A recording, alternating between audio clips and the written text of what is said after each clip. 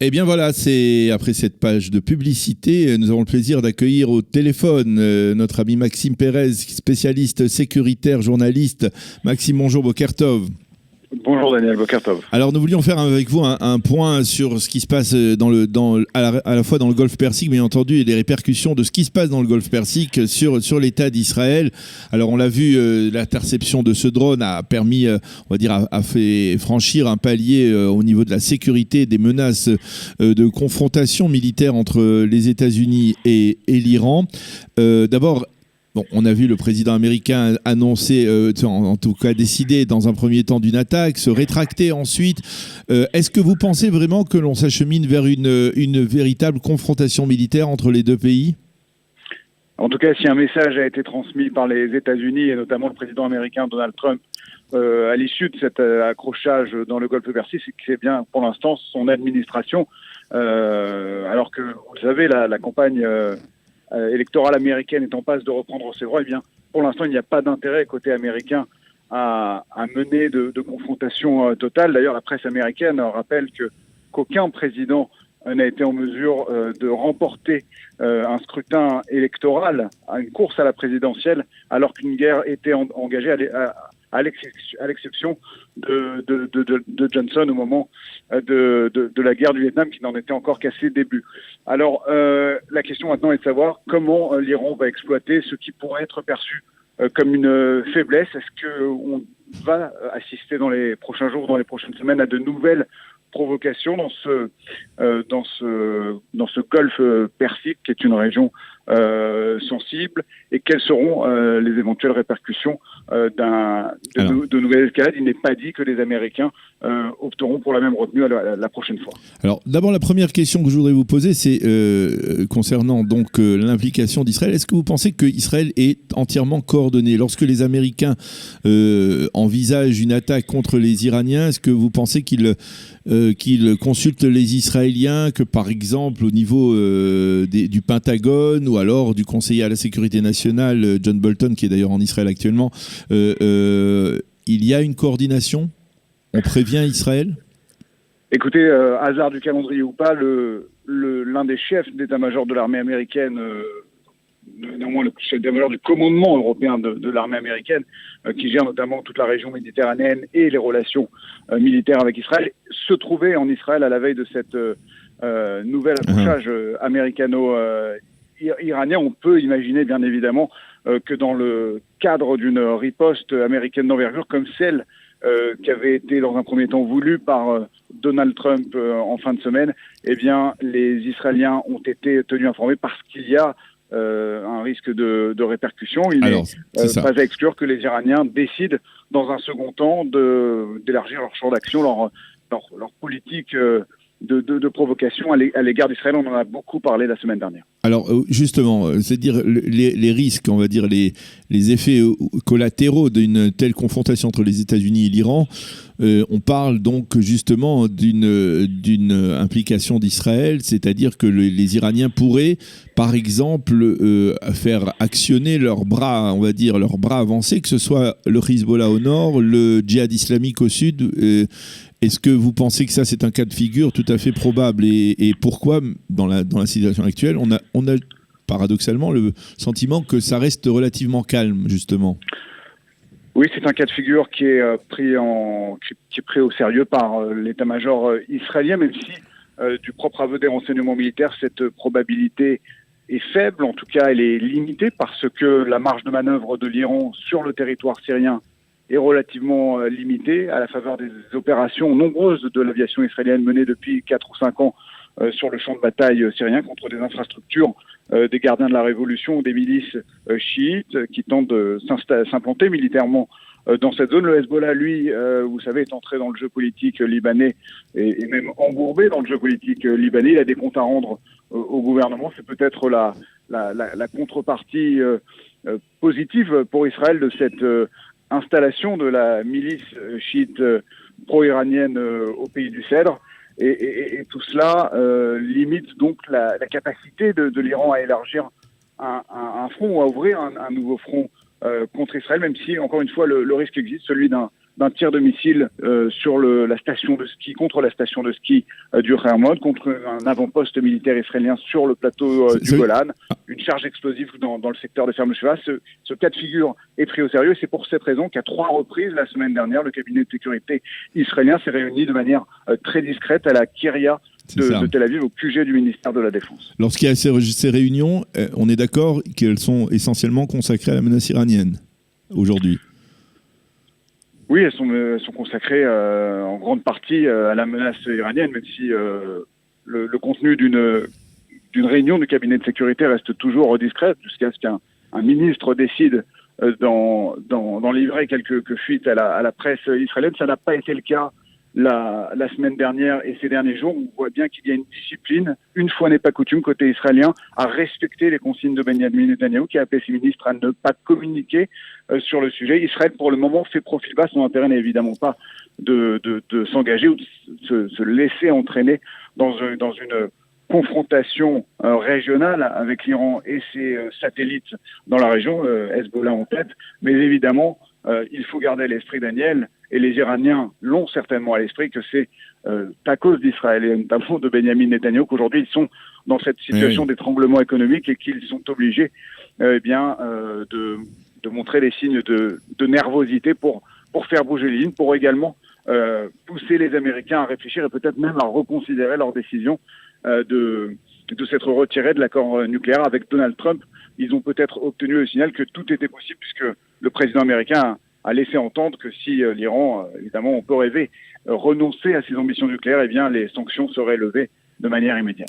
D'une certaine manière, cela peut expliquer, on va dire, la position, on va dire, relativement modérée adoptée par Benjamin Netanyahou ces derniers jours. On n'entend pas vraiment le Premier ministre. Il n'est pas question pour lui d'envisager une attaque, comme il avait déclaré il y a un peu plus d'un an, en février, mais tout simplement de tenir compte, en tout cas de rappeler à l'Iran que si Israël le veut, il peut riposter sans aller beaucoup plus loin, parce que finalement, aujourd'hui, on est dans une constellation où les États-Unis sont le pays qui, on va dire, qui donne le ton dans cette région? Oui, écoutez, les États-Unis, en tout cas, ont peut-être raté une occasion de donner le ton et de reprendre l'emprise qu'ils avaient abandonnée dans cette région après leur désengagement militaire de l'Irak, même si on a annoncé la semaine dernière l'arrivée d'un nouveau contingent de 1000 soldats américains au Moyen-Orient, essentiellement d'ailleurs. Pourquoi vous dites qu'ils ont raté? Pourquoi vous dites qu'ils ont raté l'occasion? Eh bien parce qu'il était, selon moi, et j'ose une analyse personnelle, il n'était peut-être pas nécessaire de faire tout un pataquès sur les réseaux sociaux comme a pu le faire Donald Trump en donnant des explications, en fournissant le détail de ce qui a pu se passer lors des consultations sécuritaires qu'il a menées avec ses conseillers. Après l'interception du drone. Exactement, en évoquant même le fait que 3 sites militaires iraniens devaient être détruits, que 150 hommes des gardiens de la Révolution auraient dû être tués dans ces frappes. Beaucoup, à mon avis, de responsables américains du Pentagone, même l'ancien ambassadeur américain à Tel Aviv, Dan Shapiro, s'est offusqué de telles révélations qui parfois, dans une certaine mesure, rappellent ce qui peut se passer ici en Israël au plus fort d'opérations militaires contre le Hamas. Il était tout à fait possible de s'engager dans une riposte extrêmement limitée en se contentant d'abattre le radar qui a identifié le drone américain et la batterie qui a servi au tir de missile contre ce même appareil sans pilote américain, à mon avis sans risquer des répercussions. Ça aurait eu déjà un effet dissuasif, pour vous la pensez? région. Pardon ? Ça aurait déjà eu un effet dissuasif. Ça aurait eu effectivement un effet dissuasif, car aujourd'hui, on peut considérer que les Iraniens ont marqué un point, même si on le constate depuis 24 heures, le président américain laisse entendre que cette attaque a juste été stoppée à temps, mais qu'en réalité elle est suspendue et qu'à tout moment Donald Trump se réserve le droit de riposter militairement ou d'engager ses forces contre une nouvelle provocation iranienne. Alors, cette semaine doit se tenir à Jérusalem une rencontre sécuritaire de la plus haute importance. Et c'est entre autres la raison de la visite de John Bolton ici en Israël. Une rencontre tripartite avec les 3 conseillers à la sécurité nationale d'Israël, des États-Unis, mais aussi de la Syrie. Pourquoi une telle rencontre de la Syrie, de la Russie. Que doit-on attendre d'une telle rencontre? Pourquoi une telle rencontre précisément actuellement? Est-ce que c'est aussi lié à ce qui se passe avec l'Iran ou il y a une conjoncture internationale plus vaste? C'est évidemment lié à l'Iran et plus spécifiquement à ces tentatives toujours réelles de l'Iran de s'implanter militairement en Syrie.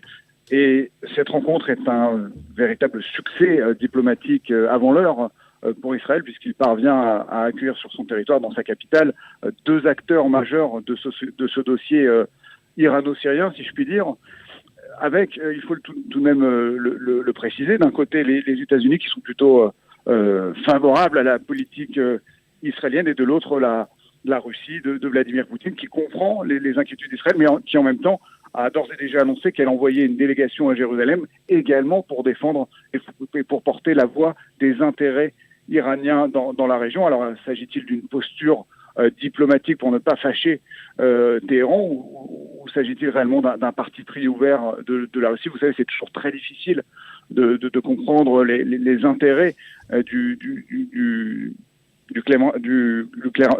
de Moscou, dans la région. C'est un acteur qui a tendance un petit peu à copiner avec tous les belligérants. Oui. Mais en tout cas, le fait même que cette réunion tripartite se déroule renforce la posture régionale d'Israël, prouve que Israël, en tant qu'acteur régional, compte, que sa voix est entendue, et elle s'impose au milieu de 2 superpuissances que sont la Russie et les États-Unis. Alors, une dernière question, Maxime. On a assisté à la présentation, en tout cas au moins une partie de la présentation du volet économique du fameux plan de paix américain, du fameux deal du siècle, avec, on parle de 50 milliards de dollars qui pourraient être investis dans la région, dont la moitié pour les Palestiniens. Alors on a vu la réaction hostile des Palestiniens qui ont repoussé cette proposition. Est-ce que vous pensez que prendre le problème du conflit israélo-palestinien par l'aspect économique, ça peut apporter une solution au problème militaire, au problème sécuritaire de l'État d'Israël? Écoutez, il y a un seul exemple qui a fonctionné ces dernières années, c'était avec Salam Fayyad, l'ancien Premier ministre palestinien, qui avait été quasiment installé par les États-Unis à la tête de l'autorité palestinienne, en quelque sorte, parce que sur le plan économique, il avait à l'époque beaucoup plus de pouvoir que le président Mahmoud Abbas. Il y avait eu une conférence à Paris de donateurs qui avait permis à l'époque de lever près de 10 milliards de dollars, et cet argent a permis de développer des projets d'envergure dans les villes sous contrôle de l'autorité palestinienne, de donner un semblant de croissance à certaines places fortes de l'autorité palestinienne comme Ramallah et Naplouse, qui sont des villes aujourd'hui presque modernes, en tout cas rien à voir avec le paysage qu'on avait pu connaître au moment de la seconde intifada. Je dirais même avant même que les chars israéliens l'investissent au cours de l'opération Rempart. Aujourd'hui, et ce modèle a permis en quelque sorte une pacification des territoires sous contrôle de l'autorité palestinienne. Plus vous donnez évidemment de gages économiques à une population, plus vous structurez son pouvoir. On a vu des policiers européens mener régulièrement des missions de formation en faveur des policiers de l'autorité palestinienne. Mais tout cela crée les structures, l'embryon d'un État, et pousse les gens à une certaine discipline, pousse l'autorité, certainement à l'époque, pousser l'autorité palestinienne à davantage de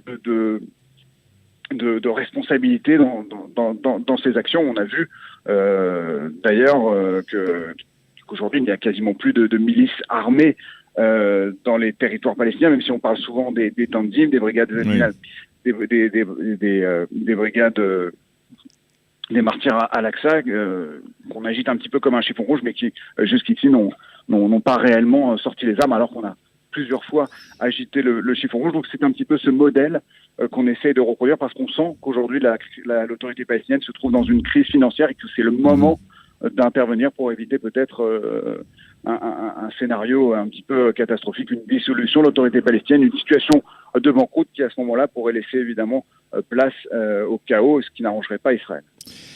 Eh bien, Maxime Pérez, merci beaucoup d'avoir été avec nous ce matin et de nous avoir aidé à mieux comprendre la situation sécuritaire dans la région, en particulier avec la menace iranienne et ses répercussions sur l'État d'Israël. Merci d'avoir été avec nous et Shavua Tov. À bientôt. Bonne semaine, Daniel.